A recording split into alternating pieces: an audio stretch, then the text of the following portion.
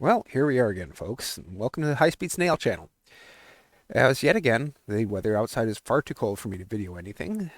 I'm going to tell you some more stories about snow adventures with steam locomotives. As we alluded to last time with the last episode of Tales from the Roundhouse, we were talking about preparing and commencing operating with locomotives in cold weather, mostly for snow trains, winter trains type of service. As you may hear, my voice is a little different because I'm under the weather. Now, some people call it travel disease, other people call it convention crud, whatever. But this time of year also tends to be the time that you'll get something, especially if you're operating snow train service. So, plugged up nose, dry throat, coughing. For some of us, that includes bronchitis and other issues because of age and experience. Uh, Something will happen in any given point when you're operating snow train service. So that's yet another factor that you have to consider when doing wintertime operations is the thermal disparity. Now, a lot of people go, well, it must be awful warm in the cab. Well, like I said, if you have an enclosed cab with an actual snow curtain on the backside, if you're operating an oil locomotive, that's even easier. Solid fuel locomotive, you're back and forth, fireman's back and forth through the curtain, whether you're firing or you're engineer. And if you've actually tightened up all your steam fittings, then yeah, you can probably keep the cab window closed. If you're leaving them loose because you're going to return it to service again in the springtime, then you probably have most of the cab windows open, including the doghouse. And anything that is there that's a pane of glass is going to have some degree of condensation on it, which makes for very fun operations. And by fun, I use a sarcastic version thereof because well, it's colder weather, and especially once the big ball of burning gas drops down below the horizon at night, then it becomes even more interesting. Now, if you have no wind, that's fine, but when you're out on the line, you're generating your own wind. So operations gets rather interesting. Um, a lot of people, like I said, say that, it must be very warm. Well, yes and no. Um, a comparison that was told to me a long time ago, and it's a very apt comparison. It's like walking on the moon. You're baking on one side, freezing on the other. Whichever part is facing the boiler, that's the side that's baking. The other side that's facing away is generally freezing. So having any kind of cold weather gear, it's usually set up for being cold all around, not a heat source on one side and nothing on the other. So you'll see people that have various modifications of winter gear. You'll see somebody that has a sweatshirt underneath their bib overalls, but the front's open because, well, guess which part's going to be facing the boiler? Things like that. You have one thing unique to railroading is called the Cromer winter cap, which is named after Stormy Cromer. He was a fellow from Wisconsin, and his wife made it so him as an engineer could pull ear flaps down over his ears during wintertime with just one hand, the other hand maintaining control of the locomotive. Things like that.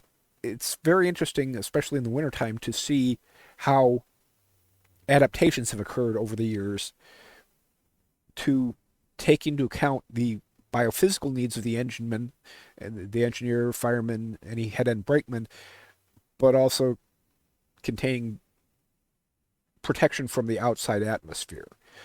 For example, a lot of times you'll see engineers replace their normal canvas gloves with leather welding gauntlets. Well, there you go. That's not so much for the heat protection, but for to maintain an internal thermal temperature for their fingers. Brakemen, because of regulations, and this makes very much sense, don't have gloves. They have mittens. The reason being is that if the material of the mitt is caught in anything, in a coupling or in a brake hose, you can still extract all of your fingers in the places that they grew. If you have individual fingers in a glove, there isn't that able to manipulate the distances between the appendages, and one may be trapped. Forgive my coughing and clearing my throat. Like I said, I'm not in the best of health, but welcome to the time of year.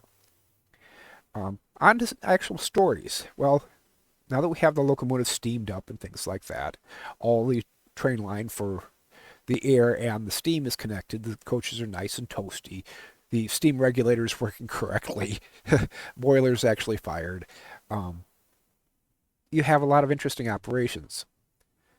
A lot of times now, almost everybody has seen a switch broom. It's a standard broom on one side and sort of a chisel point on the other. That chisel point is for actually extracting ice from the guardrails on the sides, and most especially from the switch frogs in the center, so that the wheels don't ride up over everything and then derail. This is a very important point. Um, on the switch points itself, you want to clear all sorts of debris from either side of the point so you're not crushing something in between the tip of the point and the rail head and potentially making a gap there so that, again, that a car would derail either accidentally or, in some cases, some people would do it intentionally. Um, you'd also have to clear the flangeways on road crossings because they get clogged full of everything. Dirt, debris, road salt, all sorts of things.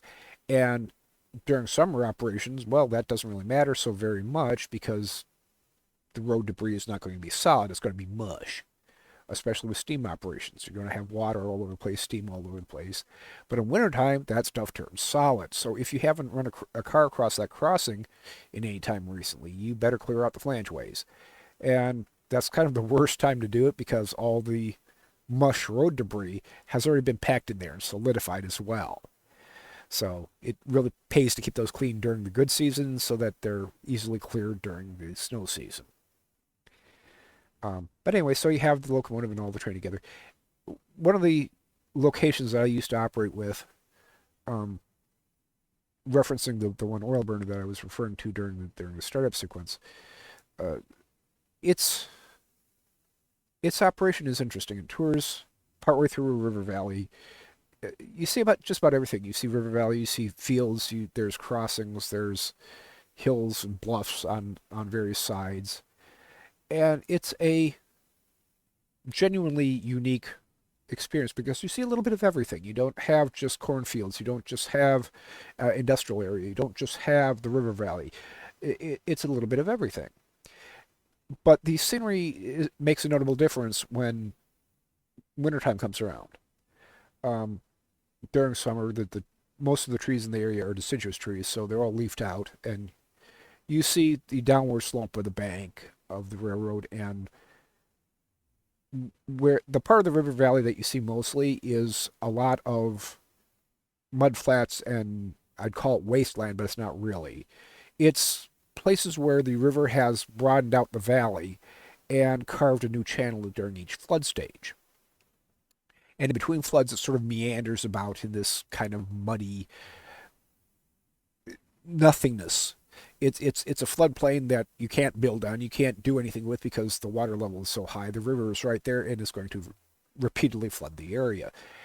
And so as the flood carves a channel more directly, once the floodwater slows down, it starts meandering by carving into this bank or that bank of whatever channel it cut within the barriers of the two sides of the river valley.